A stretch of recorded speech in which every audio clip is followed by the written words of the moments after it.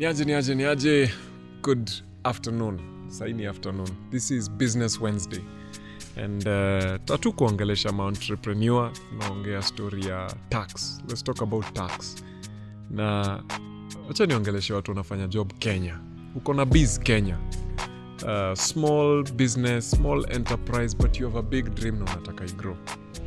I want to give you some tips because nimekuwa nikifanya biashara for a few years and there are some mistakes I've made. I'm like, man, I wish mtu angeniambia when we were starting out. I wish I knew. And one of the biggest mistakes that young people make or people in young businesses make is tax. That's right. Guys mess up with their VAT. And you know why we so mess up na VAT yao? Because when you're starting, your business is still young. It's still small. Labda umeianza kama side hustle, you're making 5K, 10K, 20K. Unaona hii ni kidogo. Unaona, it's a business but it's small. So you don't account for it. Acha nikushow. If you want to start a business and you want it to grow, please start sorting out the VAT and KRA early. Because what happens is, your VAT bill is going to be expensive in the first year. Utaiangalia useme, I've got bigger things to do. I need to buy assets. Maybe if you're in photography, you say, I need to buy cameras, lenses, nini. If you're in hotel industry like I am, you say, I need to buy chairs, I need to buy ovens, plates, spoons. But what happens with the KRA element is, the more you ignore it, the bigger it becomes. And here's the funny thing. The bigger you grow, the more expensive your mistakes are.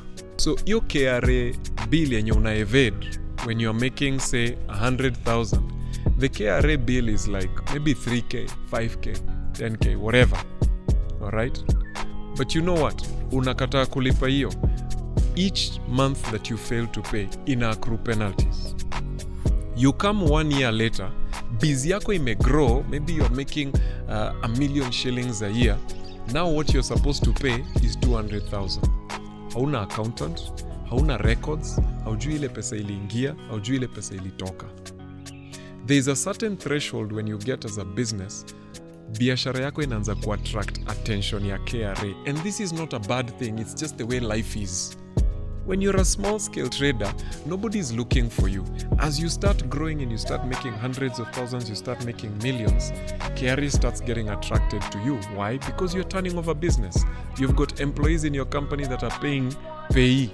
You've got NSSF. There's VAT that people are quoting from your business receipts. Your bill has now come to 200,000 now. Even ndio wase ufanya. Unakuja kuitishwa bill ya 200k. So what do? Hii si tuongee, we bribe 50k, 30k. Unapeana kitu kidogo chini ya meza, unatoka. Now, tunaenda tunasema Kenya is corrupt, but let me tell you why you are the one who's messing yourself up. And you are the corrupt person, by the way. Do you know what's gonna happen? Msee mwenye anakubali kuchukua hiyo bribe, he cannot go to the system and wipe your records. Hakuna hiyo authority.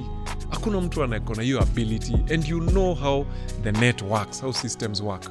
What he does is he fails to collect. He moves on to the next person. Hiyo bill yako ya 200k haiendi mahali. Inabaki kwa system ikikula mapenalties, inadu 2 press ups. We ngoja.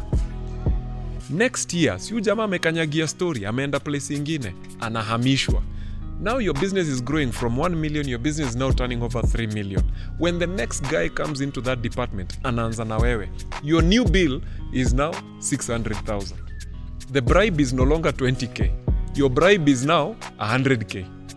Because umse hazi nyamazia 600,000 for 10k, 20k. Unasema hii do ni mob sana. So what do? You bribe 50k. Let me tell you, that thing becomes a domino effect. Itafika mahali utachukia KRA. And then we blame KRA. Now, KRA is not perfect. It has its flaws. And it has its flaws all over the world. Alright? But you want to succeed as a businessman. You are in Kenya. Unataka kufanya biashara wapi? Si lazima uifanye Kenya. So you must know how the Kenyan system works. In Kenya, there is a KRA system. You may not like it, but it exists. And it doesn't forget. And if you want to grow big, you'll have to encounter them. So chenye na kushoni hivi. If you have a business, umeanza biashara yako 1 year, 2 years, please hire an accountant. Mtu anaelewa accounts ni nini, ETR ni nini, receipts ni nini, pay ni nini. Don't go for a quack mtu anakufanyia tu bookkeeping. If you don't have the money, pay that little money extra. Outsource that service. Get a company that will do your books for you at the end of the month. Akupatie hiyo report, ujuange ni hii. Calculate what your VAT is, price your product ukijua hii ni pesa ya KRA. You will save millions years later. I can't say much, we're on camera, but trust me, you will save millions years later. This is Business Wednesday. My name is Victor Machoka, just giving you tips, helping you see where we made mistakes so that you make sure you don't make the mistakes that we made. I wish you all the best. I believe you have a good business. It's going to succeed. Don't quit. There are always challenges in every single business. Yours is not the first. Keep going, keep growing, stay inspired. This is your next level business. See you next time.